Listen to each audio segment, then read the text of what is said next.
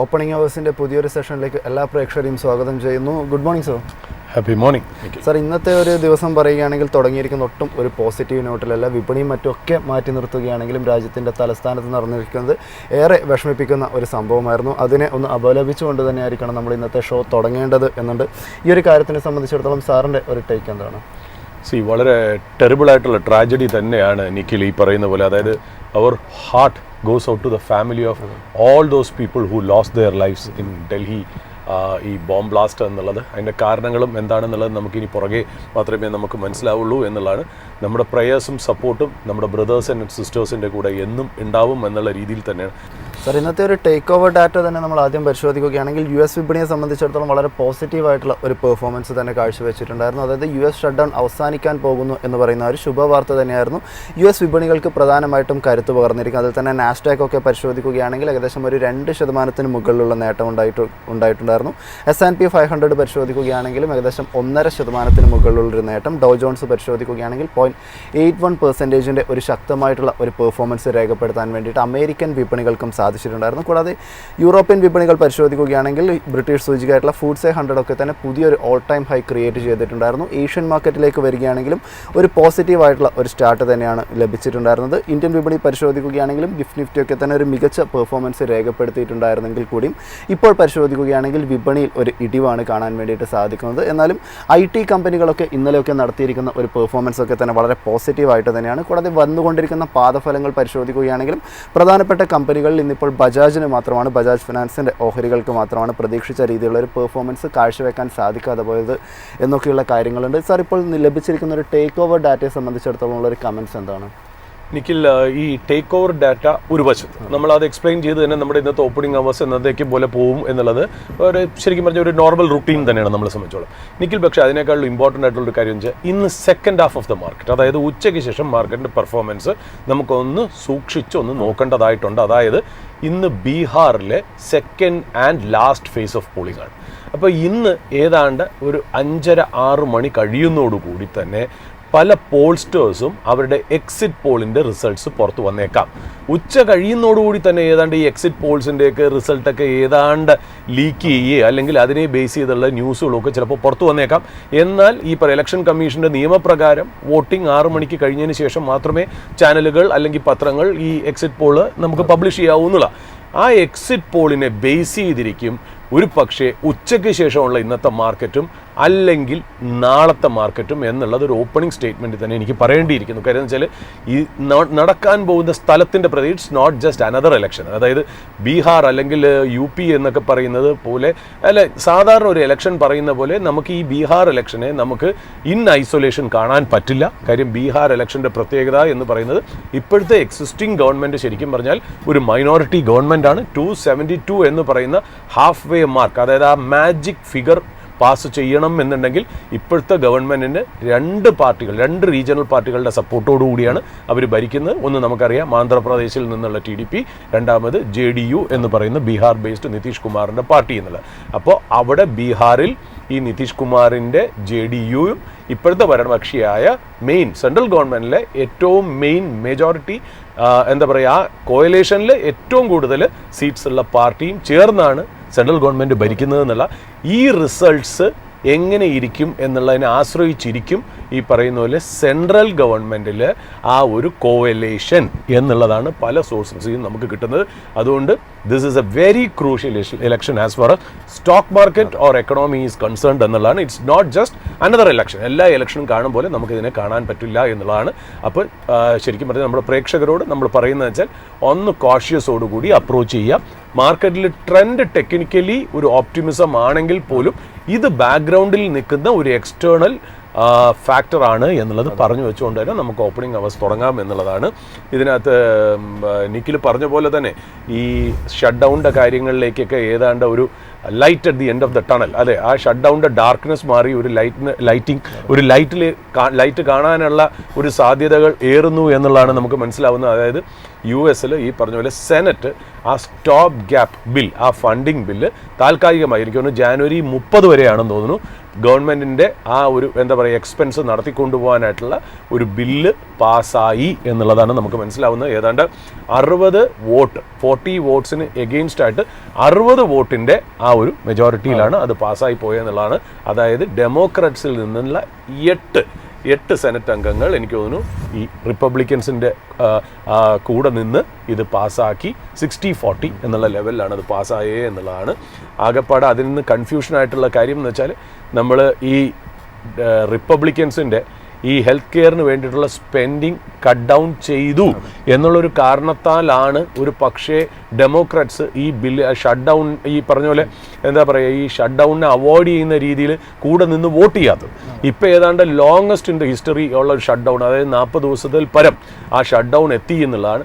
എന്നാൽ ഇന്ന് നമ്മൾ ഈ പറയുമ്പോൾ ആ ബില്ല് പാസ്സാവുമ്പോൾ ശരിക്കും പറഞ്ഞാൽ ഈ എന്താണോ ഡെമോക്രാറ്റ്സ് ഉന്നയിച്ചത്, അതായത് തിരിച്ച് ഹെൽത്ത് കെയറിലേക്ക് സബ്സിഡി കൊണ്ടുവരണം എന്നുള്ളൊരു കാര്യത്തിൻ്റെ കാര്യത്തിൽ ഒരു ക്ലാരിറ്റിയും കിട്ടിയില്ല. അപ്പോൾ ശരിക്കും പറഞ്ഞാൽ നമ്മൾ ചോദിക്കുന്നത് പിന്നെ എന്തിനായിരുന്നു ഈ US ഷട്ട് ഡൗൺ? അതായത് എന്തിനു വേണ്ടിയിട്ടാണോ ഡെമോക്രാറ്റ്സ് നിലനിന്നത്, റിപ്പബ്ലിക്കൻസിനെ എതിർത്ത് ഈ ഷട്ട് ഡൗണിലേക്ക് പോയത്, അത് US ഹെൽത്ത് കെയറിൻ്റെ ഒരു സബ്സിഡിയുടെ കാര്യത്തിലാണ്. അതിൻ്റെ കാര്യത്തിൽ യാതൊരു ക്ലാരിറ്റിയും കിട്ടിയിട്ടില്ല എന്നുള്ളതാണ് നമുക്ക് മനസ്സിലാവുന്നത്. ഇനി ഈ ബില്ല് സെനറ്റ് കഴിഞ്ഞു കഴിഞ്ഞാൽ ഇനി നേരെ പോകുന്നത് ഹൗസ് ഓഫ് റെപ്രസെൻറ്റേറ്റീവ്സിലാണ്. ഹൗസ് ഓഫ് റെപ്രസെൻറ്റേറ്റീവ്സിലും ഇത് പാസ്സാവാനാണ് ചാൻസ്. അത് പാസ്സായി കഴിഞ്ഞാൽ ഈ ബില്ല് നേരെ പ്രസിഡന്റിൻ്റെ ടേബിളിലെത്തും. പ്രസിഡന്റ് സൈൻ ചെയ്യുന്നതോടുകൂടി ഇതൊരു ലോ ആയിട്ട് മാറും. അപ്പോൾ January 30 വരെയുള്ള US-ൻ്റെ ഷട്ട് ഡൗൺ ആശങ്ക ഏതാണ്ട് നീങ്ങി തുടങ്ങിയിരിക്കുന്നു എന്നുള്ളത് ഒരു സൈഡിൽ. രണ്ടാമത്തെ സൈഡിൽ രണ്ടാമത്തെ കാര്യം നമ്മൾ ഇപ്പുറത്ത് നോക്കേണ്ട കാര്യം വെച്ചാൽ ട്രംപ് ഇന്നലെ മാധ്യമങ്ങളെ കാണുമ്പോൾ ട്രംപ് ഒരു പ്രത്യേകിച്ചൊരു കാര്യം പറഞ്ഞിരുന്നു. അതായത് ഇന്ത്യ ആയിട്ടുള്ള ട്രേഡ് ഡീലാണ്. അതായത് അദ്ദേഹം പറഞ്ഞതിൻ്റെ ചുരുക്കം എന്ന് പറയുന്നത്, സമ്മറി എന്ന് പറയുന്നത് ഇതാണ്: we are close to signing a deal with India എന്നുള്ളത്. അപ്പോൾ ശരിക്കും പറഞ്ഞാൽ അദ്ദേഹത്തിൻ്റെ വാക്കുകൾ തന്നെ നോക്കുകയാണെങ്കിൽ we are making a deal with India, a much different deal than we had in the past. പണ്ട് ഉണ്ടായിരുന്നതിനെക്കാട്ടിലും വളരെ ഡിഫറെൻ്റ് ആയിട്ടുള്ള ഡീലാണ്. പിന്നെ അദ്ദേഹം കുറച്ചുകൂടി എന്താ പറയുക ലൈറ്റർ വെയിനിൽ കുറച്ച് ഫണ്ണൊക്കെ അതിനകത്ത് ആഡ് ചെയ്തിട്ടുണ്ട്. Right now they don't love me but they will love us again എന്നുള്ളതാണ് അദ്ദേഹം പറയുന്നത്. We are getting a fair deal, we had very very pretty unfair deal. ഇതുവരെ ഒരു അൺഫെയർ ഡീലായിരുന്നു, ഇപ്പോൾ അത് മാറി ഒരു ഫെയർ ഡീലിലേക്ക് വരുന്നു എന്നുള്ളതാണ്. We are close to making a deal എന്നുള്ളൊരു സ്റ്റേറ്റ്മെൻറ്റും കൂടെ അദ്ദേഹം പറഞ്ഞു വെച്ചിരിക്കുന്നു എന്നുള്ളതാണ്. വളരെ ഇമ്പോർട്ടൻ്റ് ആയിട്ടുള്ളൊരു കാര്യമാണ് ശരിക്കും നമ്മളെ സംബന്ധിച്ചിടത്തോളം. കാര്യം ഇന്ത്യൻ മാർക്കറ്റിനെ സംബന്ധിച്ച് ഇതൊരു ക്ലൗഡായിട്ട് തന്നെ മുകളിൽ നിലനിന്നിരുന്നു എന്നുള്ളതാണ്. നമ്മൾ ഏതാണ്ട് പറഞ്ഞത് നേരത്തെ തന്നെ പറഞ്ഞത് ഒരു മാസത്തിനുള്ളിൽ നമ്മൾ ആ ന്യൂസ് കേൾക്കാൻ ചാൻസ് ഉണ്ടെന്ന്. So we are close to it എന്നുള്ളതാണ് പറയേണ്ടത്. പിന്നെ നിഖിൽ പറഞ്ഞ പോലെ തന്നെ വാൾ സ്ട്രീറ്റിൽ ഇന്നലെ ഒരു നല്ലൊരു രീതിയിലുള്ള ഒരു പുൾ ബാക്ക് റാലി നടന്നു എന്നുള്ളതാണ്.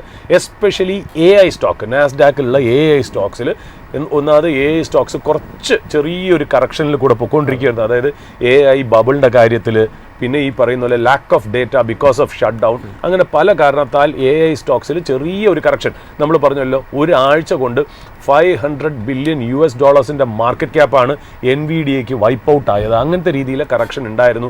പലാന്റർ എന്ന് പറയുന്ന സ്റ്റോക്സ് കറക്ഷൻ ആയിരുന്നു. ഇതെല്ലാം മാറി ഇന്നലെ ഒരു വാല്യൂ ബൈയിങ് പോലെയാണ് US മാർക്കറ്റിൽ ഈ സ്റ്റോക്കുകൾ ബൈ ചെയ്ത്.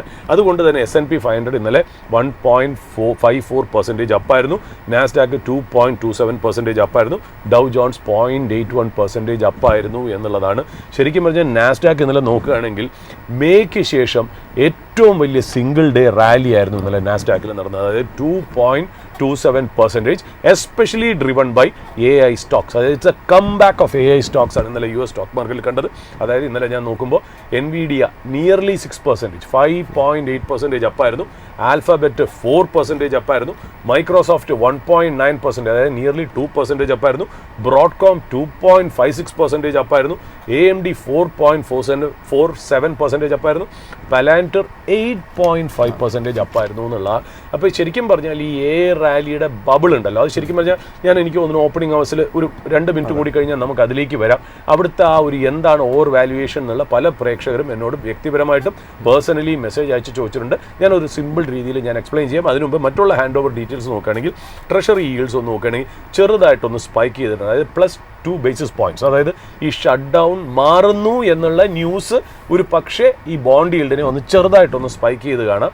10-year US bond yield, treasury yield എന്ന് പറയുന്നത് 4.1% ആണ് എന്നുള്ളതാണ്.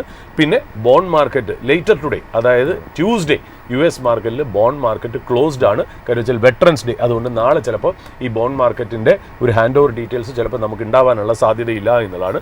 ഓയിൽ ചെറുതായിട്ട് 0.7%. അപ്പോൾ അതായത് നമ്മൾ ഈ പറഞ്ഞ ഈ റിസ്ക് ഓൺ ട്രേഡ് എന്ന് പറയില്ല, അതായത് ഈ ഷട്ട് ഡൗൺ മാറുന്നതോടുകൂടി പൈസ എല്ലാ അസറ്റ് ക്ലാസ്സിലേക്കും ഒന്ന് കയറുന്നു, കമോഡിറ്റീസിലേക്ക് കയറുന്നു എന്നുള്ള പോലെ ഓയിലും ചെറുതായിട്ട് 0.7% അപ്പാണ്. Brent crude inching towards $64-65 per barrel എന്നുള്ള രീതിയിൽ തന്നെ നിൽക്കുന്നു. ബട്ട് ഹാൻഡ് ഓവർ ഡീറ്റെയിൽസ് പൊതുവെ നോക്കുമ്പോൾ ഇന്ത്യൻ മാർക്കറ്റിന് നെഗറ്റീവ് ആയിട്ടുള്ളത് ഒന്നും തന്നെ ഇല്ല. പോസിറ്റീവ് ആയിട്ടാണ് നമുക്ക് US നിന്ന് കിട്ടുന്ന ഹാൻഡ് ഓവർ ന്യൂസ് എന്ന് പറയുന്നത്. എസ്പെഷ്യലി ഷട്ട് ഡൗൺ അവിടെ തീരുന്നു എന്ന് പറയുന്നത് ഒരു കാര്യം. രണ്ടാമത്തെ കാര്യം, ഈ പറയുന്ന പോലെ നമുക്ക് US-ഉം ഇന്ത്യയും തമ്മിലുള്ള ട്രേഡ് ഡീലിന് ഒരു ക്ലാരിറ്റി വന്നു എന്നുള്ള. പിന്നെ ഐഫോണിനെ സംബന്ധിച്ച് ഇന്നലെ ഒരു രസകരമായിട്ടുള്ളൊരു കാര്യം എന്ന് വെച്ചാൽ, അത് ശരിക്കും വെച്ചാൽ പ്രേക്ഷകർ അറിയണം, ഈ ആപ്പിളിൻ്റെ ഐഫോൺ അവർ മച്ച് സെലിബ്രേറ്റഡ് ആയിട്ടുള്ളൊരു മോഡൽ ഉണ്ടായിരുന്നു, ഐഫോൺ എയർ എന്ന് പറയുന്നത്. അവർ അടുത്ത കൊല്ലം ഇറക്കാനിരിക്കുന്ന മോഡൽ മിക്കവാറും ഒന്ന് പോസ്റ്റ്പോൺ ചെയ്യാൻ ചാൻസ് ഉണ്ട്. കാര്യം ഐഫോൺ എയർ വേണ്ട രീതിയിൽ, ഇപ്പോൾ ഇറക്കിയ ഐഫോൺ എയർ വേണ്ട രീതിയിൽ ക്ലിക്കായില്ല എന്നുള്ളൊരു സംസാരം കൂടെ ഉണ്ട് എന്നുള്ളതാണ്. AMD അഡ്വാൻസ്ഡ് മൈക്രോ ഡിവൈസസ്, അത് നമുക്കറിയാലോ ഈ artificial intelligence semiconductor chip മേഖലയിലെ one of the important company in US market after NVIDIA. AMD പണ്ടൊക്കെ നമ്മൾ ഈ CPU-ൻ്റെ, ഇന്ന് GPU ആണ്, ഗ്രാഫിക് പ്രോസസ്സർ യൂണിറ്റ് ആണ് നമ്മൾ ഈ പറയുന്ന ആർട്ടിഫിഷ്യൽ ഇൻ്റലിജൻസിനെ ഡ്രൈവ് ചെയ്യുന്ന പ്രോസസ്സർ. പണ്ട് നമ്മുടെ പേഴ്സണൽ കമ്പ്യൂട്ടർ, അതായത് 90-കളിലും 2000-ലും ഒക്കെ നമ്മുടെ വീട്ടിൽ മേടിക്കുന്ന കമ്പ്യൂട്ടർ അല്ലെങ്കിൽ നമ്മുടെ ലാപ്ടോപ്പിലൊക്കെ നമ്മൾ യൂസ് ചെയ്തിരുന്നപ്പോൾ CPUs ആയിരുന്നു. ആ CPUസിൽ ഏറ്റവും ഫേമസ് കമ്പനി ഇൻറ്റൽ ഇൻസൈഡ് എന്നാണ് എഴുതി കാണിച്ചത്. ആ ഇൻറ്റലിൻ്റെ കോമ്പറ്റീറ്റർ ആയിരുന്നു AMD എന്ന് പറയുന്നത്. ആ AMD ഇന്ന് രാത്രി എനിക്ക് തോന്നുന്നു ന്യൂയോർക്കിൽ ഫിനാൻഷ്യൽ അനലിസ്റ്റിൻ്റെ ഒരു മീറ്റ് നടത്തുന്നുണ്ട്. അതിൽ ഒരു AI-യുടെ ഗ്രോത്ത് പാത്ത് എന്തൊക്കെയുണ്ട് എന്നുള്ളത് അവർ പറയും. അതുകൊണ്ട് ലോകം കംപ്ലീറ്റ് ഈ AMD-യുടെ ഫിനാൻഷ്യൽ അനലിസ്റ്റ് മീറ്റും കൂടെ ഉറ്റുനോക്കുന്നു എന്നുള്ള. പിന്നെ വേറൊരു കാര്യം, US-ഉം ചൈനയും തമ്മിലുള്ള ആ ട്രേഡ് ഡീലിന് മുന്നോടിയായിട്ട് കുറേയൊക്കെ മഞ്ഞുരുകുന്നതായിട്ട് നമ്മൾ പറഞ്ഞു. അതിലൊരു കാര്യം എന്ന് വെച്ചാൽ, രണ്ട് രാജ്യങ്ങളും അങ്ങോട്ടും ഇങ്ങോട്ടും കുറച്ച് ഒരു പോർട്ട് ഫീ വെച്ചിരുന്നു. അതായത് US-ൽ ചൈനീസ് ഷിപ്സിനും ചൈനയിൽ US ഷിപ്പിനും ഒരു എന്താ പറയുക, ഒരു ലെവി, ഒരു ഫൈൻ പോലെ ഒരു പോർട്ട് ഫീ എന്ന് വെച്ചിരുന്നു. അത് രണ്ടും ഒരു കൊല്ലത്തേക്ക് സസ്പെൻഡ് ചെയ്യാൻ തീരുമാനിച്ചു. അതായത് തൽക്കാലം അത് വേണ്ട, ഒരു കൊല്ലം കഴിഞ്ഞ് നമുക്ക് ആലോചിക്കാം എന്നുള്ള രീതിയിലേക്ക് ആയിരുന്നാണ്. അതുമാത്രമല്ല, ഈ രണ്ടുപേരും അങ്ങോട്ടും ഇങ്ങോട്ടും, അതായത് US ചൈനയ്ക്ക് മേൽ ചൈനയുടെ ഷിപ്പ് ബിൽഡിംഗ് ഇൻഡസ്ട്രിക്കെതിരെ ഒരു പ്രോബ് വെച്ചിട്ടുണ്ടായിരുന്നു. ആ പ്രോബും താൽക്കാലികമായിട്ട് സസ്പെൻഡ് ചെയ്തു. അതായത് they are making a space for the talks to go on. അതായത് ഒരു ഗുഡ് വൈബ്, ഒരു ഗുഡ് ഫീലിംഗ് ഉണ്ടാക്കാനായിട്ടുള്ള ഒരു രീതിയിലേക്കാണ്. ശരിക്കും പറഞ്ഞാൽ ഈ ഒരു കാരണം കൊണ്ട് തന്നെ ഇതിൻ്റെ റിപ്പർക്കഷൻസ്, കാസ്കേഡിങ് എഫക്റ്റ് ഉണ്ടായിരിക്കുന്നത് സൗത്ത് കൊറിയയിലെയും ജപ്പാനിലെയും ഷിപ്പ് ബിൽഡിംഗ് സ്റ്റോക്സ് ആണ്. കാര്യം എന്ന് വെച്ചാൽ നമുക്കറിയാലോ, ലോകത്തിൽ 100 ഷിപ്പ് ഉണ്ടാക്കണമെങ്കിൽ ഏതാണ്ട് 70-75 ഏതാണ്ട് ചൈനയുടെ കയ്യിലാണ്. പിന്നെയുള്ളത് സൗത്ത് കൊറിയയാണ് രണ്ടാമത്തെ വലിയ പ്ലെയർ, മൂന്നാമത്തെ ജപ്പാനും. സൗത്ത് കൊറിയയും ജപ്പാനുമാണ് വലിയ പ്ലെയേഴ്സ്. മറ്റുള്ള രാജ്യങ്ങളൊക്കെ ഈ ഷിപ്പ് ബിൽഡിങ്ങിൽ വളരെ കുറവാണ്. ഇന്ത്യ അതിൽ ഉയർന്നു വരണമെന്ന് നമ്മൾ ആഗ്രഹിക്കുന്നു. അവിടെ ഒരു വെൽത്ത് ക്രിയേഷൻ നടക്കുമെന്നും നമ്മൾ ഇതേപോലെ പറഞ്ഞിട്ടുണ്ടായിരുന്നു എന്നുള്ള. ഞാൻ ഇന്നലെ സൗത്ത് കൊറിയൻ മാർക്കറ്റിൽ നോക്കുമ്പോൾ ഹാൻവാ എന്ന് പറയുന്ന ആ ഷിപ്പ് ബിൽഡിംഗ് സ്റ്റോക്ക് ഏതാണ്ട് ഇന്നലെ നിയർലി 3% അപ്പായിരുന്നു എന്നുള്ള. അപ്പോൾ അവിടെയൊക്കെ കാര്യങ്ങൾ ഗുണകരമായിട്ട് വരുന്നു എന്നുള്ള. ഞാൻ നേരത്തെ പറഞ്ഞ ആ ഒരു കാര്യത്തിലേക്ക് ഞാൻ തിരിച്ചു പോകാം. അതായത് AI സ്റ്റോക്സിൻ്റെ കാര്യം. ഈ AI സ്റ്റോക്സ്, അതായത് ഈ ഒരു ഇന്നലെ ഭയങ്കര രീതിയിൽ ഒരു ബൈയിങ് നടന്ന് റീബൗണ്ട് ഒക്കെ നടന്നെങ്കിലും ആ ബബിളിൻ്റെ കൺസേൺ അവിടുന്ന് മാറിയിട്ടില്ല എന്നുള്ളത്. അതായത് രണ്ട് സ്കൂൾ ഓഫ് തോട്ടാണ് ശരിക്കും പറഞ്ഞാൽ US എക്കണോമിയിലുള്ളത്. ഒന്നെന്ന് പറയുന്നത് നമുക്കറിയാലോ, ഈ പറയുന്ന പോലെ ഒരുപാട് ന്യൂസുകൾ, ഒരുപാട് ഫണ്ടിങ്ങിൻ്റെ കാര്യങ്ങൾ, ഒരുപാട് ക്യാപിറ്റൽ ഇൻവെസ്റ്റ്മെൻറ്റ്, ഒരുപാട് ടൈഅപ്സ്, പാർട്ട്ണർഷിപ്പ്, ജോയിൻറ്റ് വെഞ്ചറൊക്കെ ആർട്ടിഫിഷ്യൽ ഇൻ്റലിജൻസിലേക്ക് വരുന്നു. ഇൻവെസ്റ്റേഴ്സ് മണി അതിലേക്ക് ഫ്ലോക്ക് ചെയ്യുന്നു. ഇൻവെസ്റ്റേഴ്സ് മണി എന്ന് പറഞ്ഞാൽ US റീറ്റെയിലേഴ്സിൻ്റെ മാത്രമല്ല, US ഇൻസ്റ്റിറ്റ്യൂഷൻ്റെ ഗ്ലോബൽ മണി എല്ലാം ഇപ്പോൾ ചേസ് ചെയ്യുന്നത് ആർട്ടിഫിഷ്യൽ ഇൻ്റലിജൻസ് കേപ്പബിലിറ്റിയുള്ള സ്റ്റോക്സും ബിസിനസ്സിനെയും തന്നെയാണ്. അതുകൊണ്ട് US മാർക്കറ്റ് ഓരോ ദിവസവും പുതിയ ഹൈ പോകുന്നതായിട്ട് നമ്മൾ റിപ്പോർട്ടും ചെയ്തു എന്നുള്ളതാണ്. അതിൻ്റെ മറുവശം എന്ന് വെച്ചാൽ, അതിൽ ഈ AI സ്റ്റോക്സിൻ്റെ ബബിൾ ഒരു ഓവർ വാല്യൂഡ് ടെറിട്ടറി ആയോ, അതായത് 90s അവസാനങ്ങളിലേക്ക് വന്ന .com ബബിൾ പോലെയുള്ള രീതിയിലായോ എന്ന് പറയുന്ന ഡിസ്കഷൻ വളരെ ഹോട്ടായിട്ട് തന്നെ അവിടെ നടക്കുന്നു എന്നുള്ളതാണ്. അതിനകത്ത് ഇപ്പോൾ നമ്മൾ നോക്കുകയാണെങ്കിൽ ശരിക്കും പറഞ്ഞാൽ ഈ നമ്മളിപ്പോൾ OpenAI, Oracle, NVIDIA, മൈക്രോസോഫ്റ്റൊക്കെ ഒന്ന് മാറ്റി വയ്ക്കട്ടെ. അത് കൂടാതെ തന്നെ ഈ OpenAIയുടെ ഈ വലിയ സ്റ്റോക്കിൻ്റെ മൂവ്മെൻറ്റ് കൂടാതെ തന്നെ ചെറിയ സ്റ്റോക്കുകളും ഭയങ്കരമായിട്ട് കയറുന്നുണ്ട് എന്നുള്ളത്. അതായത് ഉദാഹരണത്തിന് CoreWeave നെബിയസ് എന്ന് പറയുന്ന കമ്പനികളൊക്കെ ശരിക്കും പറഞ്ഞാൽ അതിൻ്റെ സ്റ്റോക്സും ഒക്കെ വലിയ രീതിയിൽ പെർഫോം ചെയ്തു എന്നാണ്. ബട്ട് ഇതിൻ്റെയൊക്കെ പുറകിൽ എന്താണെന്ന് വെച്ചാൽ നമുക്ക് പ്രേക്ഷകരായിട്ട് ഇന്ന് ഷെയർ ചെയ്യേണ്ട കാര്യം ഈ AI ബബിൾ എന്താണ് എന്നുള്ളതാണ്. അതായത് ഇവർ ഈ ബിൽഡ് ചെയ്യുന്ന ഡേറ്റാ സെൻ്ററൊക്കെ ഉണ്ടല്ലോ, അതായത് ഇപ്പോൾ നമ്മൾ പറയാമല്ലോ CoreWeave, നെബിയസ് പോലെയുള്ള കമ്പനികൾ ഡേറ്റാ സെൻ്ററൊക്കെ ഉണ്ടാക്കുന്നത് എന്ത് പൈസ ഉപയോഗിച്ചാണ്? ഡെപ്റ്റ് എടുത്തിട്ടാണ് യൂസ് ചെയ്തിരിക്കുന്നത്. അതായത് ബാങ്കുകളിൽ മാത്രമല്ല ഫിനാൻഷ്യൽ ഇൻസ്റ്റിറ്റ്യൂഷൻസിൽ നിന്നും ഡെപ്റ്റ് എടുത്തിട്ടാണ് ഇവർ ഈ ഡേറ്റാ സെൻറ്റർ പണിയുന്നത്. അതിൽ തെറ്റൊന്നുമില്ല. ഒരു ഡെപ്റ്റ് എടുത്ത് പണിയുക എന്ന് പറയുന്നത് കുഴപ്പമില്ല, ആസ് ലോങ് ആസ് നമുക്ക് ആ ഒരു ഡേറ്റാ സെൻറ്റർ ബിൽഡ് ചെയ്ത് അതിൽ റവന്യൂ കിട്ടി, ആ റവന്യൂന്ന് എക്സ്പെൻസസ് മാറ്റി അതിൽ നെറ്റ് പ്രോഫിറ്റ് ക്രിയേറ്റ് ചെയ്ത് ആ നെറ്റ് പ്രോഫിറ്റ് ക്രിയേറ്റ് ചെയ്യുന്നതിൽ ആ ഒരു പ്രക്രിയയിൽ തന്നെ നമ്മുടെ ലോണിന് വേണ്ടിയിട്ടുള്ള കോസ്റ്റ് ഓഫ് ഫണ്ട്സ് നമ്മൾ ബാങ്കിനോ ഫിനാൻഷ്യൽ ഇൻസ്റ്റിറ്റ്യൂഷനോ അടച്ച് ബിസിനസ് നന്നായിട്ട് പോവുകയാണെങ്കിൽ കുഴപ്പമില്ല എന്നുള്ള. ബട്ട് ഇപ്പോഴവിടെ ഒരു പ്രോബ്ലം എന്ന് വെച്ചാൽ ഈ ഡെപ്റ്റ് എടുത്തു എന്നുള്ള അല്ല പ്രശ്നം, ദ നേച്ചർ ഓഫ് ഡെപ്റ്റ് and the nature of funding ആണ്. അതായത് ഇതിനെ ഒരു സർക്കുലർ ഫണ്ടിങ് ആയിട്ടാണ് നമുക്ക് കാണുന്നത്. അതായത് ഒരു എന്താ പറയുക, ഇപ്പം നമ്മൾ ഏത് കമ്പനി എടുത്ത് നോക്കിയാലും ശരി, അതായത് ഒറക്കിൾ ആവട്ടെ, AMD ആവട്ടെ, അല്ലെങ്കിൽ NVIDIA ആവട്ടെ, ഇതൊക്കെ നമ്മൾ നോക്കുമ്പോൾ വലിയ കമ്പനികളായാലും ശരി ചെറിയ കമ്പനി ആയാലും ശരി ഒരു സർക്കുലർ ഫണ്ടിങ്ങിൻ്റെ രീതിയിലേക്കാണ് വരുന്നത്. അതായത് ഇപ്പോൾ 2028 അതായത് ഇനി ഒരു 3 കൊല്ലം കൊണ്ട് സോഴ്സസ് പലരും പറയുന്നത് വെച്ചാൽ ഈ ഡേറ്റാ സെൻറ്ററിന് വേണ്ടി എടുക്കുന്ന ഡെറ്റ് ഉണ്ടല്ലോ, ആ ഡെറ്റിൻ്റെ സൈസ് എന്ന് പറഞ്ഞാൽ $1 ട്രില്യൺ. $1 ട്രില്യൺ എന്ന് പറയുമ്പോൾ 1 ട്രില്യൺ എന്ന് പറയുമ്പോൾ 1 ലക്ഷം കോടി മൾട്ടിപ്ലൈഡ് ബൈ ഇന്ന് $ൻ്റെ വില എത്ര? 85 to 87 to 88 എന്ന് പറയുമ്പോൾ അത്രയും രീതിയിലുള്ള പൈസയുടെ ഡെപ്റ്റാണ് ഡേറ്റാ സെൻറ്റർ ബിൽഡ് ചെയ്യാൻ വേണ്ടിയിട്ട് ഈ കമ്പനികൾ എടുക്കുന്നത്. അത് ചില സോഴ്സസ് പറയുന്നത് വെച്ചാൽ ഒറക്കിളിന് ഒരു കൊല്ലം തന്നെ ഏതാണ്ട് $25 ബില്യൺ ഡെപ്റ്റ് ആവശ്യമുണ്ടെന്നാണ് പറയുന്നത്. ഒറക്കിളിന് ഈ ആർട്ടിഫിഷ്യൽ ഇൻ്റലിജൻസ് കേപ്പബിലിറ്റി ഗ്രോ ചെയ്ത് മുന്നോട്ട് പോകണമെങ്കിൽ $25 billion. It's not small money, it is very big money എന്നുള്ള.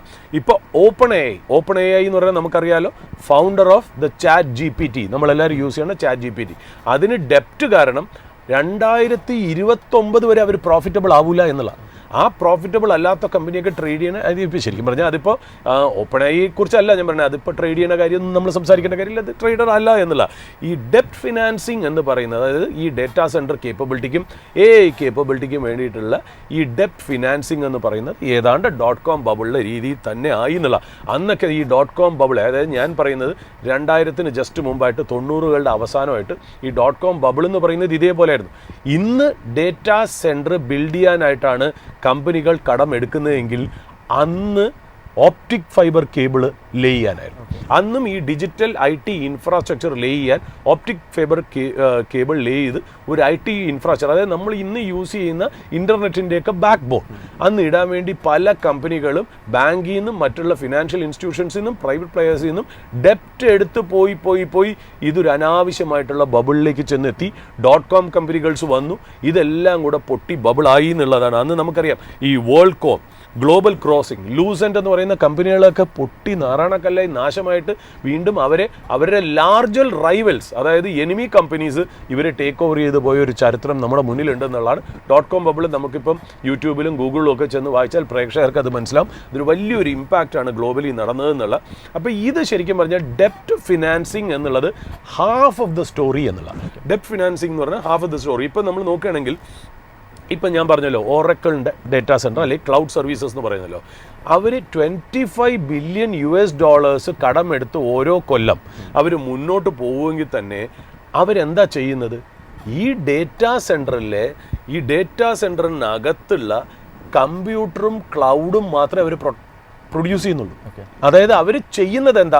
ഒരു ഡേറ്റാ സെൻറ്ററിൽ നമ്മൾ വിചാരിക്കും ഡേറ്റാ സെൻറ്റർ എന്ന് പറയുന്ന ഹോൾ പ്രോജക്റ്റിന് വേണ്ടിയിട്ടാണ് ഒറക്കിൾ ഈ കടമെടുക്കുന്നത്. അല്ല, ഒറക്കിളിൻ്റെ ഇൻവോൾവ്മെൻറ്റ് അതിനകത്തുള്ള ആ എന്താ പറയുക, ആ കമ്പ്യൂട്ടിംഗ് പവറിന് മാത്രമേ, ആ IT ഹാർഡ്വെയറിനൊക്കെ മാത്രമേ ഒറക്കിൾ കാശ് ചിലവാക്കുന്നുള്ളൂ. ഏതാ? ഈ $25 ബില്യൺ ഡെപ്റ്റ് കൊണ്ട്.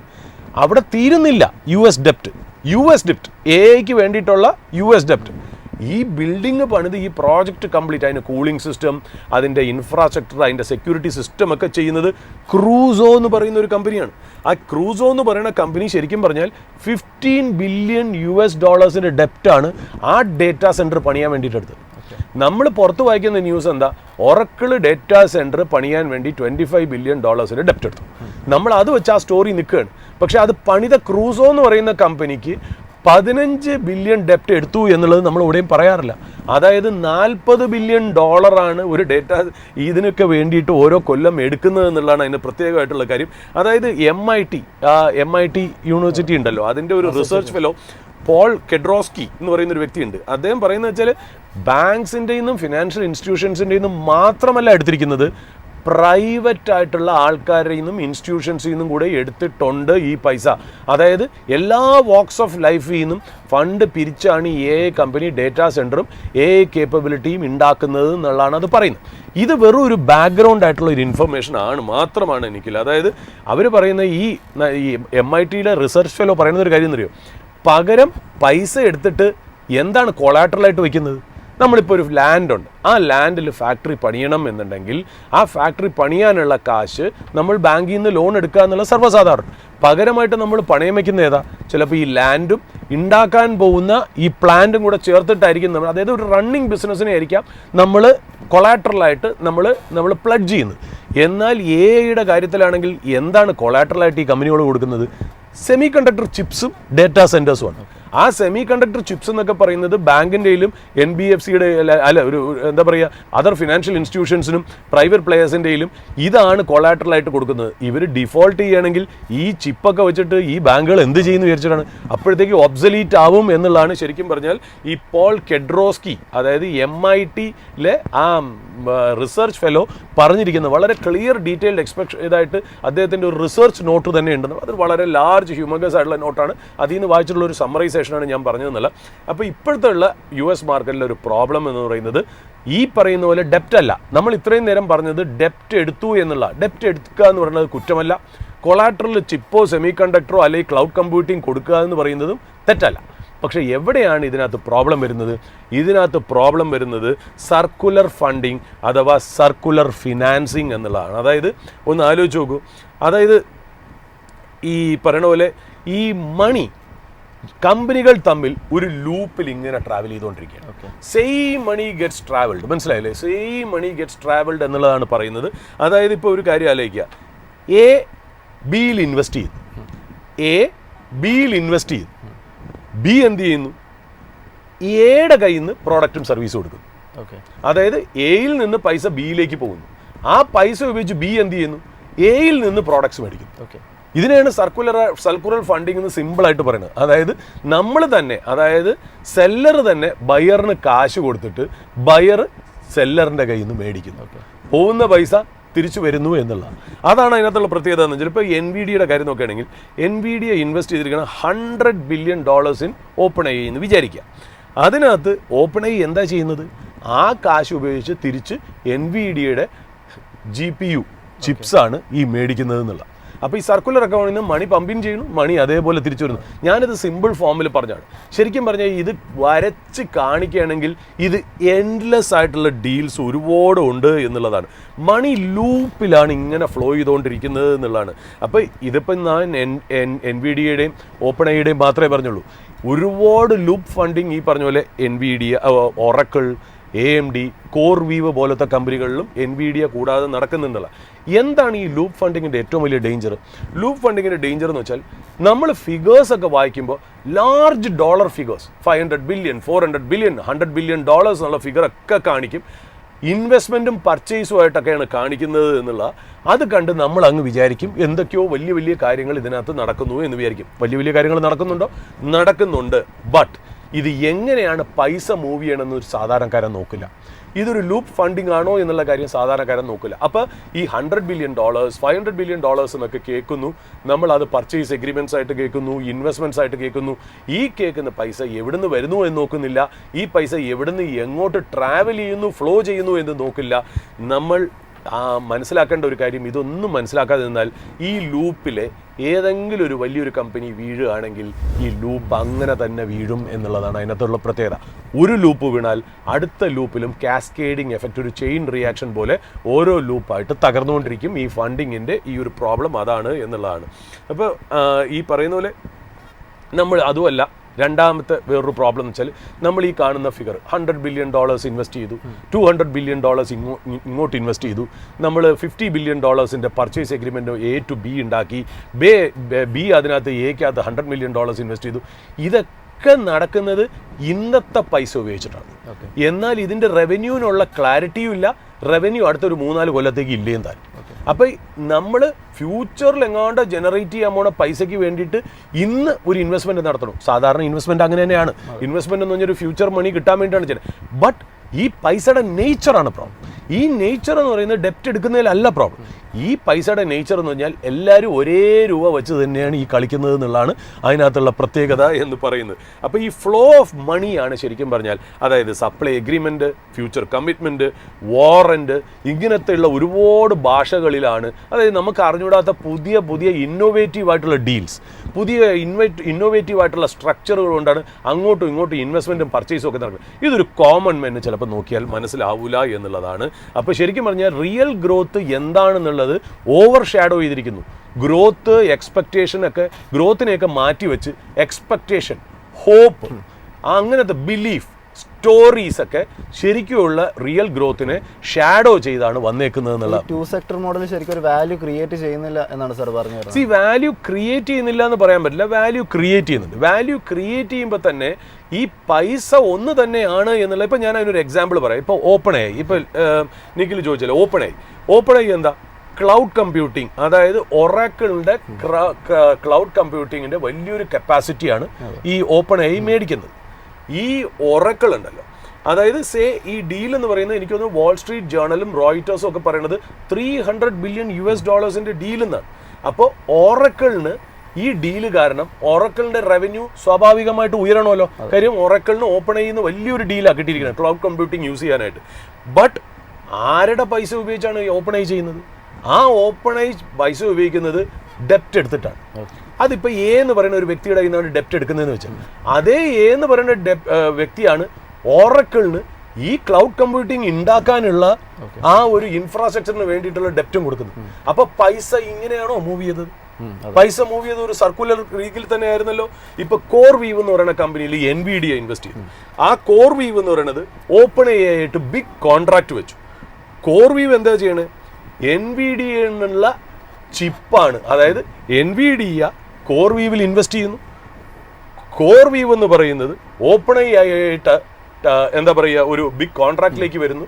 എന്നിട്ട് ഈ CoreWeave എന്ന് പറയുന്ന കമ്പനി NVIDIAയുടെ ചിപ്സാണ് യൂസ് ചെയ്യുന്നത്. അതായത് ഈ ഡീലിൽ എല്ലാവരും കൂടെ അങ്ങോട്ടും ഇങ്ങോട്ടും പരസ്പരം കൈകോർത്ത് സഹായിക്കുക എന്നുള്ള, അതായത് large AI contract deal looks impressive. But അതിൻ്റെ സെല്ലർ തന്നെ ഈ ബയറിനെ ഫിനാൻസ് ചെയ്ത് മുന്നോട്ട് പോവുക.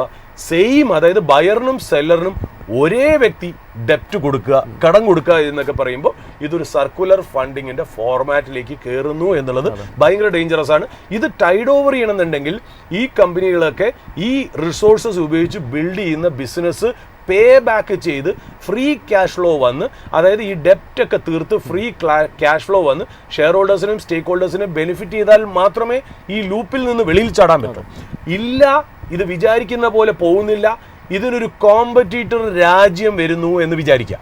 ഇതുകൊണ്ടാണ് ഡീപ് സീക്ക് എന്ന് പറയുന്ന ന്യൂസ് കേട്ടപ്പോൾ US മാർക്കറ്റിന് അടിയിട്ടത്. കാര്യം ഡീപ് സീക്ക് എന്ന് പറയുന്നത് മറ്റൊരു കമ്പനി ഒരു ചെപ്പ് ഡെവലപ്പ് ചെയ്യുന്നത് ഇവർ ഇത്രയും പേടിക്കാനില്ല. അതൊരു കോമ്പറ്റീറ്ററിനെ ഫേസ് ചെയ്യുക, അതിനേക്കാളും നല്ലൊരു പ്രോഡക്റ്റ് ഉണ്ടാക്കിയാൽ പോരെ, NVIDIA അല്ലെങ്കിൽ AMD. പക്ഷേ US മാർക്കറ്റിന് നല്ല ഒരു അടി അന്ന് 3-4 മാസങ്ങൾക്ക് മുമ്പ് നമ്മൾ സംഭവിച്ചാണ്. അത് എന്തുകൊണ്ട് വന്നു? അവിടെ ഡീപ് സീക്ക് പോലെ ചൈന ഒരു പ്രോഡക്റ്റ് കൊണ്ടുവരികയോ അല്ലെങ്കിൽ നാളെ ഇന്ത്യയോ അല്ലെങ്കിൽ വേറെ ഏതെങ്കിലും രാജ്യങ്ങൾ സൗത്ത് കൊറിയയോ ജപ്പാനോ ഇതേപോലത്തെ കോമ്പറ്റീറ്റീവ് ആയിട്ടുള്ള ചിപ്പും കേപ്പബിലിറ്റിയും കൊണ്ടുപോവുകയാണെങ്കിൽ എന്താ, ഈ ഫണ്ടിങ് കംപ്ലീറ്റ് തകരാറിലാവും. അതാണ് US മാർക്കറ്റ് ഫെയർ ചെയ്യുക. അതായത് കോമ്പറ്റീഷനെ അല്ല, കോമ്പറ്റീഷനെ നമുക്ക് ബീറ്റ് ചെയ്യാൻ എന്ത് ചെയ്യണം? നല്ല നല്ല പ്രോഡക്റ്റും സർവീസും കൊണ്ടുവന്ന് കോമ്പറ്റീഷനെ അടിച്ചു തീർത്താൽ മതി. പക്ഷേ the way in which the ഡെപ്റ്റ് ഈസ് സ്ട്രക്ചേർഡ് എന്നുള്ളതാണ് ഇതിനകത്ത് പ്രശ്നം എന്നുള്ളത്. പിന്നെ ഇതിനകത്ത് അറിയാലോ നിഖിൽ, ഈ പറയുന്നതൊക്കെ ആണെങ്കിലും US മാർക്കറ്റിൽ വളരെ ഓപ്റ്റിമിസ്റ്റിക് ആയിട്ട് ആൾക്കാർ ഇതിൽ ഇൻവെസ്റ്റ് ചെയ്യുന്നു എന്നുള്ളത് മറ്റൊരു വശം തന്നെയാണ്. അപ്പോൾ ഇതിനകത്ത് 2 വശവും നമ്മുടെ പ്രേക്ഷകരിലേക്ക് പറഞ്ഞു. ഇത് സർക്കുലർ ഫണ്ടിങ് എന്താണെന്നും സർക്കുലർ ഫണ്ടിങ്ങിൻ്റെ ഇൽ ഇഫക്ട്സ് എന്താണെന്നും നമ്മളെ പ്രേക്ഷകരെ അറിയിച്ചു എന്ന് മാത്രം. പക്ഷേ അതൊരു വശത്ത് നിൽക്കുമ്പോൾ തന്നെ ഇപ്പുറത്തോട്ട് തന്നെ ഈ സ്റ്റോക്സ് ഒക്കെ സ്കെയിലിംഗ് ന്യൂ ഹൈറ്റ്സ് ആണെന്നുള്ള. അപ്പോൾ ഒരു കാര്യം തെറ്റാണ് ശരിയാണെന്ന് പറയാൻ നമുക്ക് അധികാരമില്ല. മാർക്കറ്റിൽ രണ്ട് ഒപ്പീനിയനും മനസ്സിലാക്കി നിങ്ങളുടേതായ യുക്തി ഉപയോഗിച്ച് മുന്നോട്ട് പോകാന്നുള്ള. നിഖിൽ എന്ത് ചോദിക്കാം? ചിപ്പ് മേക്കേഴ്സിൻ്റെ ഒരു പെർഫോമൻസ് പരിശോധിക്കുകയാണെങ്കിൽ ഏഷ്യൻ കമ്പനികൾക്കാണെങ്കിലും നല്ല രീതിയിലുള്ള പെർഫോമൻസ് ആണ്. ഇപ്പോൾ ഹൈനിക്സിൻ്റെ പെർഫോമൻസ് പരിശോധിക്കുകയാണെങ്കിൽ 5% കയറിയിട്ടുണ്ടായിരുന്നു. സാംസങ് 2% മുകളിലും. അഡ്വാൻറ്റസ്റ്റ് പരിശോധിക്കുകയാണെങ്കിൽ 4%. ടോക്കിയോ ഇലക്ട്രോൺ പരിശോധിക്കുകയാണെങ്കിൽ 4.3%. ഇങ്ങനെ ഒരു ബെറ്റർ പെർഫോമൻസ് ഏഷ്യൻ വിപണികളിലും ചിപ്പ് മേക്കേഴ്സ് കാഴ്ചവെക്കുന്നുണ്ട്. തീർച്ചയായിട്ടും നമ്മുടെ ഇന്ത്യൻ മാർക്കറ്റിന്റെ ഏറ്റവും കുഴപ്പം നമുക്കൊരു പ്യുവർ പ്ലേ AI ചിപ്പ് അല്ലെങ്കിൽ AI കേപ്പബിലിറ്റി സ്റ്റോറി ഇല്ല എന്നുള്ളത് നമ്മൾ പറഞ്ഞു. പക്ഷേ ഹൈനിക്സിൽ, ചൈനയിലെ ഹൈനിക്സിലും അല്ലെങ്കിൽ സൗത്ത് കൊറിയയിലെ ചിപ്പ് മേക്കിംഗ് കമ്പനികൾസുകളും കയറുന്നത് അവരുടെ പ്യുവർ കേപ്പബിലിറ്റി അല്ലെങ്കിൽ ഓർഗാനിക് ഗ്രോത്ത് കേപ്പബിലിറ്റി കൊണ്ടാണ്. ബട്ട് US ഈ ഗ്രോത്ത് കേപ്പബിലിറ്റി കൂടാതെ ഈ ലൂപ്പ് ഫണ്ടിങ്ങിന്റെ ഒരു ഇഷ്യൂവും കൂടെ വന്നതാണ് അതിനകത്ത് പ്രോബ്ലം വന്നത്. അപ്പോൾ ലൂപ്പ് ഫണ്ടിങ് ഇല്ല എന്നുണ്ടെങ്കിൽ ഇറ്റ് ഈസ് ഈവൻ സ്റ്റീവൻസ്. മാർക്കറ്റിൽ വലിയ പ്രശ്നം നടക്കാമെന്നില്ല. ഇപ്പോൾ ഷിപ്പ് ബിൽഡിംഗ് ഇൻഡസ്ട്രി, അല്ലെങ്കിൽ ഓയിൽ ആൻഡ് ഗ്യാസ് ഇൻഡസ്ട്രി, അല്ലെങ്കിൽ mobile phone industry. Mobile phone ഇൻഡസ്ട്രിക്ക് ആപ്പിൾ എന്ന് പറയുന്ന അമേരിക്കൻ കമ്പനിക്ക് എത്രയോ Chinese and Korean players competitor ആയിട്ടുണ്ട്. കൊറിയയ്ക്ക് സാംസങ് ഉണ്ട്, ചൈനയ്ക്ക് ഓപ്പോ ഉണ്ട്, അതേപോലത്തെ ഒരുപാട് റിയൽമി പോലത്തെ ഉണ്ട്. കോമ്പറ്റീഷൻ ഗ്ലോബലി അത് വലിയ പ്രശ്നം ഉണ്ടാക്കില്ല. അവരെക്കാളും നല്ല പ്രോഡക്റ്റ് ഉണ്ടാക്കി മാർക്കറ്റ് ഷെയർ നമ്മൾ പിടിക്കുകയാണെന്നൊരു പ്രശ്നം. പക്ഷേ ഈ ഒരു ഗെയിമിനകത്ത് ഫണ്ടിങ്ങിൻ്റെ സ്ട്രക്ചർ വലിയ ഇമ്പോർട്ടൻ്റ് ആണ്. അതെന്ന് പറഞ്ഞാൽ ഈ ലൂപ്പിൽ കിടന്ന് ഇങ്ങനെ പൊക്കോണ്ടിരിക്കുകയാണ്. ഇത് ഒരു തടസ്സമില്ലാതെയാണെന്നുണ്ടെങ്കിൽ ഈ ലൂപ്പ് ഇങ്ങനെ നടന്നുകൊണ്ടിരിക്കും. എവിടെയെങ്കിലും വെച്ച് ഇതൊരു ബ്രേക്ക് വരികയാണെങ്കിൽ ഈ ലൂപ്പ് അപ്പാടെ തകർന്നു പോകും എന്നുള്ളതാണ് ഇതിനകത്തുള്ള പ്രശ്നം. സാർ, അടുത്തതായിട്ട് നമുക്ക് സംസാരിക്കാനായിട്ടുള്ളത് ഇന്നത്തെ നമ്മുടെ സ്പോട്ട്ലൈറ്റ് ബിസിനസ്സിനെ സംബന്ധിച്ചിടത്തോളമാണ്. ഇന്ന് നമ്മുടെ പ്രേക്ഷകർക്ക് പരിചയപ്പെടുത്തി കൊടുക്കാനുള്ള ഒരു സ്പോട്ട്ലൈറ്റ് ബിസിനസ് ഏതാണ്? എനിക്കിൽ ഇന്ന് സ്പോട്ട്ലൈറ്റ് ബിസിനസ്സിലേക്ക് വരുന്നത്, ഇതിപ്പോൾ ഇന്നൊരു നമ്മളൊരു ബുക്ക് റീഡറാണെന്ന് വിചാരിക്കാം. നമ്മളൊരു വലിയൊരു ബുക്ക് റീഡറാണ്, അല്ലെങ്കിൽ ബുക്ക് വർം, അല്ലെങ്കിൽ എന്താ പറയുക അവിഡ് റീഡർ എന്ന് വേണമെങ്കിൽ പറയാം, അല്ലെങ്കിൽ എന്താ ബിബിലിയോഫൈൽ അല്ലേ, ബിബിലിയോഫൈലാണെന്ന് വിചാരിക്കുക. നമുക്ക് ബുക്ക് റീഡിങ് ഭയങ്കര ഇഷ്ടമാണെന്ന് വിചാരിക്കുക. അങ്ങനെ ബുക്ക് റീഡ് ചെയ്യുന്ന ഒരാളുടെ ആവശ്യം എന്തായിരിക്കും? ഇപ്പം നമ്മൾ വീട്ടിലിരുന്നൊക്കെ ആണെങ്കിൽ ചിലപ്പോൾ നമ്മൾ ഒരു ഫിസിക്കലായിട്ടുള്ള നമ്മൾ മേടിക്കുന്ന ആ ബുക്ക് മേടിച്ചുകൊണ്ടിരിക്കുമായിരിക്കാം. പെട്ടെന്ന് നമുക്ക് എന്തെങ്കിലും ആവശ്യം വരണമെങ്കിൽ അത് ക്ലോസ് ചെയ്തിട്ട് നമ്മുടെ പണിയായിട്ട് നമ്മൾ മുന്നോട്ട് പോകും അല്ലേ. നമ്മളത് ഓഫീസിലോ അല്ലെങ്കിൽ വേറെ ഏതെങ്കിലും ലിഷർലി ആക്ടിവിറ്റിയോ ട്രാവലിങ്ങോ ഒരു മെട്രോയിൽ ഇരിക്കുകയോ അല്ലെങ്കിൽ ഒരു ഫ്ലൈറ്റിലൊക്കെ ഇരിക്കുമ്പോൾ നമ്മൾ ചിലപ്പോൾ നമ്മുടെ ബാഗിൽ ബുക്ക് ക്യാരി ചെയ്യണമെന്ന് നിർബന്ധമില്ല. കാര്യം ചിലപ്പോൾ നമ്മുടെ കയ്യിൽ 2-3 ബുക്ക് എപ്പോഴും നമുക്ക് ആവശ്യം വരുമായിരിക്കും. ഇതെല്ലാം കൂടെ ബാഗേജിലൊക്കെ ഇടുക എന്ന് പറയുന്നത് നമ്മുടെ സ്പേസ് ഒരുപാട് പോകും. അപ്പോൾ നമ്മൾ ആഗ്രഹിക്കുന്നത് എന്താ? വീട്ടിലിരിക്കുമ്പോൾ ആ ഒരു ഫിസിക്കൽ ബുക്ക് വായിക്കുന്നതിൻ്റെ ഒരു സുഖം വേറെ. എന്നാൽ ട്രാവൽ ചെയ്യുമ്പോൾ നമുക്ക് നമ്മുടെ ഇലക്ട്രോണിക് ഡിവൈസസ്, അതൊന്നില്ലെങ്കിൽ ചിലപ്പോൾ ഒരു കമ്പ്യൂട്ടറിലായിരിക്കാം, അല്ലെങ്കിൽ ഐപാഡിലായിരിക്കാം, അല്ലെങ്കിൽ മൊബൈലിലായിരിക്കാം, അല്ലെങ്കിൽ ഈ കിൻഡിൽ എന്ന് പറയുന്ന ഒരു ഡിവൈസിലായിരിക്കാം, എന്തിലും ആയിക്കോട്ടെ. നമുക്കൊന്ന് കോബോ എന്ന് പറയുന്ന ഡിവൈസസ് ഒക്കെ ഉണ്ട്, അതിലാണ് വായിക്കാൻ ഇഷ്ടം എന്ന് വരിക. കാര്യം അത് ഒരെണ്ണം മാത്രം നമ്മുടെ ബാഗിൽ ഇട്ടാൽ മതി. ട്രാവൽ ചെയ്യാൻ നേരത്ത് മൾട്ടിപ്പിൾ ആയിട്ടുള്ള ബുക്സ് നമുക്ക് ക്യാരി ചെയ്യാം, ഫിസിക്കൽ ബുക്സ് ക്യാരി ചെയ്യേണ്ട. എന്നാൽ വീട്ടിലുള്ളപ്പോൾ നമുക്ക് ഈ ഫിസിക്കൽ ബുക്സ്. അപ്പോൾ അതായത് നമുക്ക് എന്താ അതിൻ്റെ അർത്ഥം? ഞാൻ പറഞ്ഞു വന്നത് എന്താ, നമുക്ക് ഫിസിക്കലായിട്ടും ഇതിൻ്റെ ഔട്ട്പുട്ട് കിട്ടണം, എന്നാൽ ഡിജിറ്റലായിട്ടും കിട്ടുമെങ്കിൽ വളരെ സന്തോഷം. ഇന്നത്തെ കാലഘട്ടത്തിൽ ഇത്രയും ടെക്നോളജി വരെയും ഇത്രയും ട്രാവലിംഗ് ഒക്കെ ഉള്ളപ്പോൾ ഇത് നന്നായിരിക്കും എന്നുള്ളത് ഒരു ബുക്ക് റീഡറിന്, ഒരു അവിഡ് റീഡറിനെ സംബന്ധിച്ച് ഒരു വശത്തുള്ള റിക്വയർമെൻറ്റ്. ഇപ്പുറത്താണെങ്കിലോ നമുക്ക് പബ്ലിഷിംഗ് കമ്പനികളെ നോക്കാം. പബ്ലിഷിംഗ് കമ്പനി എന്ന് പറഞ്ഞാൽ ഓക്സ്ഫോർഡ് പബ്ലിക്കേഷൻ, അല്ലെങ്കിൽ ടെറ്റ മെഗ്രോഹിൽ, അല്ലെങ്കിൽ കേംബ്രിഡ്ജ് യൂണിവേഴ്സിറ്റിയുടെ ഒരുപാട് യൂണിവേഴ്സിറ്റിയുടെ പേപ്പേഴ്സ്, അല്ലെങ്കിൽ പെൻഗ്വിൻ ബുക്സ് എന്നൊക്കെ പറയുന്ന പബ്ലിഷേഴ്സ് നമ്മൾ കേട്ടിട്ടുണ്ടോ. അവർക്ക് എന്ത് വേണം? അവർക്ക് ഈ ബുക്കിൻ്റെ ആ ഒരു കണ്ടൻസ് എന്ന് പറയുന്നത് സെൻട്രലി സ്റ്റോർ ചെയ്യാൻ പറ്റണം. സെൻട്രലി സ്റ്റോർ ചെയ്യാൻ പറ്റുമെന്ന് പറഞ്ഞാൽ ആ സ്ഥലത്തുനിന്ന് അവർക്കത് പ്രിൻ്റ് ചെയ്യുകയും വേണം. അതുമാത്രമല്ല ഡിജിറ്റൽ ആയിട്ടുള്ള ഡിവൈസസിലേക്ക് പുഷ് ചെയ്യുകയും വേണം. അതായത് നമുക്ക് സാധാരണ ഒരു പബ്ലിഷറിൻ്റെ ഒരു ഏറ്റവും വലിയ ഒരു ചലഞ്ച് എന്തായിരിക്കും? ഒരു ബുക്ക് കിട്ടിക്കഴിഞ്ഞാൽ ആ ബുക്കിനെ നമുക്ക് ഫിസിക്കലായിട്ട് പ്രിൻ്റ് ചെയ്ത് നമ്മൾ ഈ ബുക്ക് സ്റ്റോളിൽ കാണുന്ന പോലെ ആക്കുകയും വേണം. അതിൻ്റെ സെയിം കണ്ടൻറ്റ് ആൾക്കാർക്ക് ഡിജിറ്റൽ ഡിവൈസസിലേക്ക് പുഷ് ചെയ്തും കൊടുക്കണം എന്നുള്ളതാണ് പബ്ലിഷറിൻ്റെ ചലഞ്ച്. നമ്മുടെ ആഗ്രഹം ഇപ്പുറത്തെ വശത്ത് നമ്മൾ പറഞ്ഞു വയ്ക്കുന്നു എന്നുള്ളതാണ് ഇതിനകത്തൊരു രസകരമായിട്ടുള്ള കാര്യം. അപ്പോൾ ഇതിനകത്ത് സാധാരണ ഒരു ബുക്ക് എഴുതുന്ന ഒരാൾ വിചാരിക്കുക, അപ്പോൾ യൂണിവേഴ്സിറ്റിക്ക് വേണ്ടിയിട്ട് അല്ലെങ്കിൽ ഏതെങ്കിലും യൂണിവേഴ്സിറ്റിക്ക് വേണ്ടിയിട്ട് പേപ്പേഴ്സ് ആണെങ്കിൽ അതൊരു പ്രൊഫസറായിരിക്കും എഴുതുന്നത്, അല്ലെങ്കിൽ ഒരു ഫിക്ഷൻ നോൺ ഫിക്ഷൻ ബുക്സ് ഒക്കെ എഴുതുന്നത് സാധാരണ ഒരു ഓതറായിരിക്കും. ഇവരെന്താ സാധാരണ ചെയ്യുന്നത്? ഇവർ ചിലപ്പോൾ ഒരു ഹാൻഡ് റിട്ടൺ നോട്ടായിരിക്കും ചെയ്യുന്നത്. കുറേ പേപ്പറുകളിൽ ഇങ്ങനെ എഴുതി വെച്ചായിട്ടായിരിക്കാം ഇവർ ചിലപ്പോൾ ഒരു ബുക്കിന് വേണ്ടിയുള്ള കണ്ടന്റ് ക്രിയേറ്റ് ചെയ്യുന്നത്. കുറേ തിരുത്തും വെട്ടും കുത്തും, പിന്നെ അതിൽ ചിലപ്പോൾ ഗ്രാമാറ്റിക്കലായിട്ട് ചില കാര്യം ഇതൊരു മൂഡിലാണല്ലോ ഓരോരുത്തർ എഴുതുന്നത്. അങ്ങനത്തെ സംഭവിച്ചു. എന്നാൽ ചില ഓതേഴ്സ് ഇതിനെ ചിലപ്പോൾ ഒരു വേർഡ് ഡോക്യുമെന്റ് അല്ലെങ്കിൽ ഏതെങ്കിലും ഒരു പബ്ലിഷിംഗ് ഡോക്യുമെന്റിലായിരിക്കും എഴുതുന്നത്. അതൊരു കമ്പ്യൂട്ടറിലായിരിക്കാം. ഇപ്പോൾ ഒരു മാക് ബുക്കിന്റെ കേസിലാണെങ്കിൽ പേജസ് എന്ന് പറയുന്ന ഒരു ആപ്പിലായിരിക്കാം ടൈപ്പ് ചെയ്ത് വെക്കുന്നത്. ഒരു മൈക്രോസോഫ്റ്റ് കമ്പ്യൂട്ടർ ഉപയോഗിക്കുന്ന ഒരു വ്യക്തിയാണെങ്കിൽ ചിലപ്പോൾ മൈക്രോസോഫ്റ്റ് MS വേർഡിലായിരിക്കും അത് ടൈപ്പ് ചെയ്ത് വെക്കുന്നത്. അതായത് നമ്മൾ ഇതിനെ പറയുന്നത് എന്താ, റോ കണ്ടന്റ്സ്, പച്ചയായ കണ്ടന്റ്സ് എന്നുള്ള. ഇനി ആ കണ്ടന്റ്സിനെ എന്ത് ചെയ്യണം? ആ കണ്ടന്റ്സിൽ നമ്മൾ എന്തൊക്കെ ചെയ്യണം? എഡിറ്റ് ചെയ്യണം, ഫോർമാറ്റ് ചെയ്യണം, ടൈപ്പ് സെറ്റ് ചെയ്യണം, ഒരുപാട് കാര്യങ്ങൾ, ഗ്രാമാറ്റിക്കൽ എറർ നോക്കണം, ഇങ്ങനെ പല കാര്യങ്ങൾ, പഞ്ച്വേഷൻ, ലൈൻസ്, അതിൻ്റെ ഓറിയൻറ്റേഷൻ എല്ലാം നമ്മൾ ചെക്ക് ചെയ്യേണ്ടിയിരിക്കുന്നു. ഇതൊന്നും സാധാരണ ഓതർ ചെയ്യാറില്ല. അത് ഈ പബ്ലിഷിംഗ് കമ്പനികളുടെ ഭാഗത്തു നിന്നാണ് ഇത് ചെയ്യുന്നത് എന്നുള്ള. അപ്പോൾ പബ്ലിഷിംഗ് കമ്പനിയെ സംബന്ധിച്ച് ഒരുപാട് വർക്ക് അവരുടെ സൈഡിലേക്ക് വരുന്നു. അതായത് ഈ ഓതർ എഴുതി തരുന്ന ഈ റോ ആയിട്ടുള്ള കണ്ടൻസിനെ ടൈപ്പ് സെറ്റ് ചെയ്യണം, ഫോർമാറ്റ് ചെയ്യണം, ഒരുപാട് കാര്യങ്ങൾ ചെയ്യണം. പിന്നെ അതിനെ കൺവേർട്ട് ചെയ്ത് ഡിജിറ്റൽ ഫോർമാറ്റിലാക്കണം. പിന്നെ കുറേ കണ്ടൻസ് പ്രിൻറ്റ് ചെയ്തെടുക്കണം, കുറേ കണ്ടൻസ് ഡിജിറ്റലി ഹോസ്റ്റ് ചെയ്ത് പുഷ് ചെയ്യണം. ഇതൊക്കെയാണ് അതിനകത്തുള്ള ചലഞ്ചസ് എന്ന് പറയുന്നത്. അപ്പോൾ അവരെ സംബന്ധിച്ച് ഈ വക കാര്യങ്ങൾ ചെയ്ത് ഒരു ബുക്ക് ഫോർമാറ്റിലാക്കി അപ്ലോഡ് ചെയ്യണം ഓൺലൈനായിട്ട്. അവിടെ നിന്നായിരിക്കും ഗ്ലോബൽ ഡിസ്ട്രിബ്യൂഷൻ നടക്കുക. ഗ്ലോബൽ ഡിസ്ട്രിബ്യൂഷൻ എന്ന് പറഞ്ഞാൽ നമ്മളെപ്പോഴത്തെ യൂസേഴ്സിന് ലോകത്ത് എവിടെ ഇരുന്നാലും ഇതിൻ്റെ കണ്ടന്റ് ആസ്വദിക്കാവുന്ന രീതിയിൽ ഡിജിറ്റലി ഇത് സ്റ്റോർ ചെയ്ത് വെക്കുക എന്നുള്ള.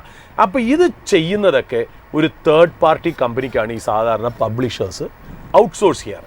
ആ കമ്പനികൾ ശരിക്കും പറഞ്ഞാൽ എന്താ ചെയ്യുന്നത്, ഇതിനെ സെൻട്രലി ഒരു സ്ട്രക്ചേർഡ് ആയിട്ടുള്ള ഡിജിറ്റൽ കണ്ടന്റ് ആയിട്ട് ഇതിനെ ഫോർമാറ്റ് ചെയ്ത്, സ്റ്റൈൽ ചെയ്ത്, ടൈപ്പ് സെറ്റ് ചെയ്ത്, എഡിറ്റ് ചെയ്തിട്ട് സെൻട്രൽ റെപ്പോസിറ്ററിയിൽ അവർ സൂക്ഷിക്കുന്നു എന്നുള്ളത്. അതായത് അവരുടെ ഒരു കണ്ടന്റ് മാനേജ്മെൻറ്റ് സിസ്റ്റത്തിലേക്ക് ഈ എല്ലാ കണ്ടൻസും കൂടെ ആഡ് ചെയ്ത് വെക്കുന്നു. ആ ഡിജിറ്റലി സ്റ്റോർ ചെയ്യുന്ന കണ്ടൻസിന് എന്തെല്ലാം ചെയ്യാം? പെട്ടെന്ന് പ്രിൻ്റ് ചെയ്ത് നമുക്ക് ബുക്കാക്കാം, പുഷ് ചെയ്ത് നേരെ കിൻഡിൽ എന്ന് പറയുന്ന ഡിവൈസസിലേക്ക് ഇടാം, അല്ലെങ്കിൽ ഒരു ആപ്പിൾ iBooksലേക്ക് നമുക്ക് കൺവേർട്ട് ചെയ്തിടാം. അതായത് ഏത് ഡിജിറ്റൽ ഫോർമാറ്റിലേക്കോ ഒരു ഫിസിക്കൽ പ്രിൻറ്റിംഗ് ലെവലിലേക്കോ ഈ സെൻട്രലൈസ്ഡ് കണ്ടന്റ് മാനേജ്മെൻറ്റിൽ നിന്ന് നമുക്കിതിനെ റീപ്രൊഡ്യൂസ് ചെയ്യാൻ പറ്റും എന്നുള്ളതാണ് പ്രത്യേകത. ഇങ്ങനെ ചെയ്യുന്ന കമ്പനികളുണ്ടോ? അങ്ങനെ ചെയ്യുന്ന കമ്പനികളുണ്ട്. ഈ പറയുന്ന പോലെ പബ്ലിക്കേഷൻസ് അല്ലെങ്കിൽ ഈ പബ്ലിഷർ ഇങ്ങനത്തെ കമ്പനികളെയാണോ ഏൽപ്പിക്കുന്നത്? ഭൂരിഭാഗവും ഇങ്ങനത്തെ കമ്പനികളെ തന്നെയാണ് ഏൽപ്പിക്കുന്നത് എന്നുള്ളതാണ്.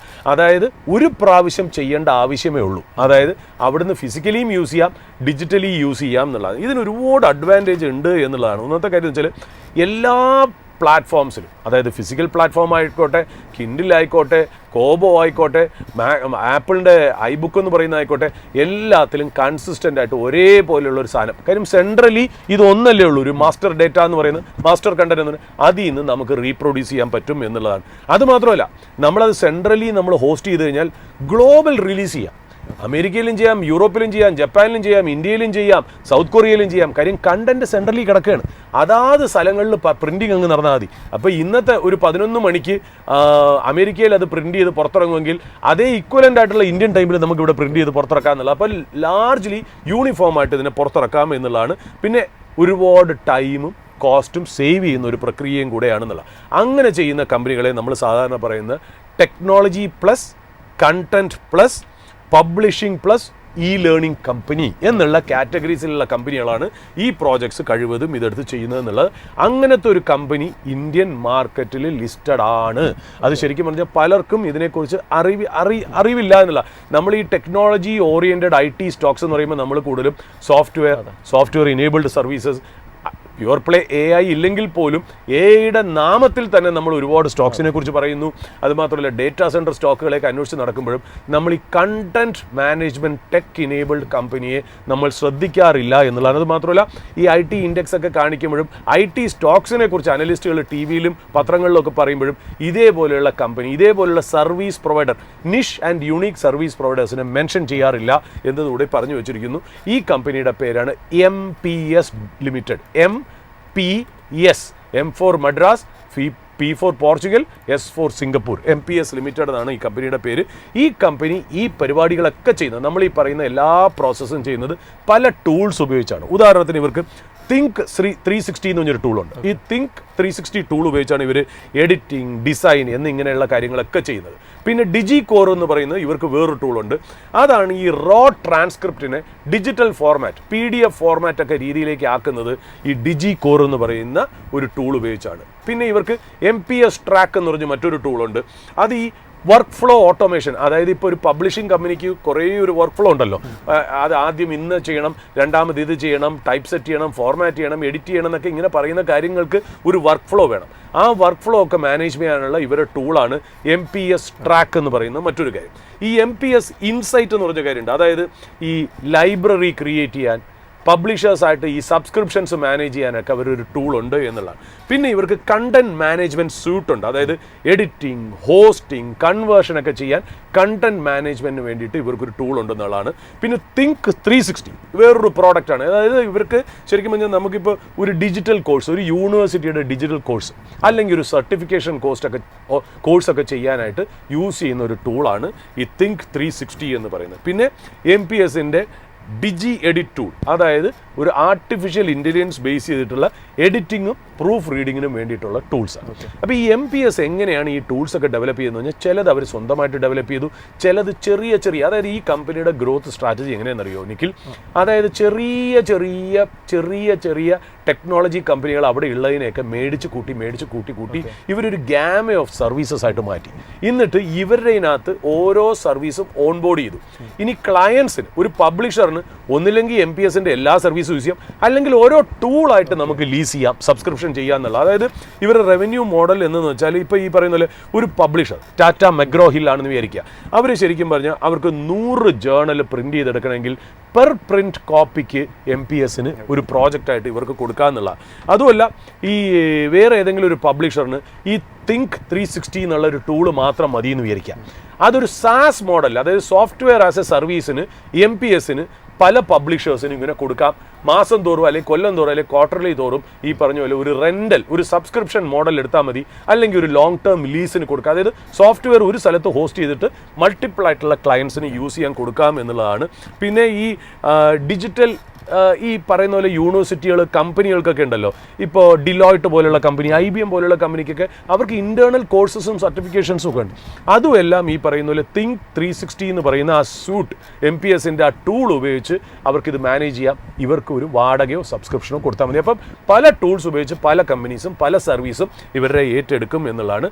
ഇവരുടെ കമ്പനി ശരിക്കും പറഞ്ഞാൽ ഇവരുടെ കൂടുതലും ഏതാണ്ട് 75 തൊട്ട് 80% റവന്യൂവും ഇതേപോലെയുള്ള ക്ലയൻസിൻ്റെ കയ്യിൽ നിന്ന് തന്നെയാണ് എന്നുള്ളതാണ്. അതായത് ഇൻ്റർനാഷണലാണ് ഇവരുടെ ക്ലയൻസ് എന്നുള്ളതാണ് പ്രത്യേകത. 70 to 80% majority of the revenues are from international clients എന്നുള്ളതാണ്. അതിൽ തന്നെ 90% ഓഫ് അവരുടെ ബിസിനസ്സും റിപ്പീറ്റ് കസ്റ്റമേഴ്സാണ്. അതായത് ഇപ്പോൾ ടാറ്റ മെഗ്രോ ഹിൽ ഇവരായിട്ടൊരു ടൈപ്പ് ചെയ്യുന്നു, അല്ലെങ്കിൽ ഓക്സ്ഫോർഡ് യൂണിവേഴ്സിറ്റി പ്രസ് ഇവരായിട്ട് ടൈപ്പ് ചെയ്യുന്നു, പെൻഗ്വിൻ ബുക്സ് ടൈപ്പ് ചെയ്യുന്നു, അല്ലെങ്കിൽ പല യൂണിവേഴ്സിറ്റീസ് ഇവരായിട്ട് ടൈപ്പ് ചെയ്യുന്നു. അതായത് പ്രൈവറ്റ് പ്ലേയേഴ്സ്, ഇപ്പോൾ യൂണിവേഴ്സിറ്റീസ്, പബ്ലിക്കേഷൻസ് ഒക്കെ ഇവരായിട്ട്, ജേർണൽ ഉണ്ടാക്കുന്ന കമ്പനികൾ, ഇതൊക്കെ ഇവരായിട്ട് ടൈപ്പ് ചെയ്ത് കഴിഞ്ഞാൽ, ഒരു പ്രാവശ്യം ആ പ്രോസസ്സ് എസ്റ്റാബ്ലിഷ് ചെയ്ത് കഴിഞ്ഞാൽ ഇവർ ഇവിടുന്ന് വേറൊരു കമ്പനിയിലേക്ക് പോകാനുള്ള ചാൻസസ് വളരെ കുറവാണ്. ഇവർക്ക് കോമ്പറ്റീറ്റേഴ്സ് വേറെ കമ്പനികൾ ഉണ്ടെങ്കിൽ പോലും ഒരു ക്ലയൻറ്റ് ഒരിടത്ത് കൊടുത്തു കഴിഞ്ഞാൽ പിന്നെ അവിടുന്ന് മാറാറില്ല. കാര്യം ഒരു ലോങ് ടേം കോൺട്രാക്റ്റിലാണ് ഇത് വർക്ക് ചെയ്ത് മുന്നോട്ട് പോകുന്നത്. അപ്പോൾ ഇവരുടെ ബിസിനസ്സിന് വലിയ കുഴപ്പമില്ലാതെ മുന്നോട്ട് പോകും എന്നുള്ളതാണ് അതിനകത്തുള്ള പ്രത്യേകത എന്ന് പറഞ്ഞാൽ.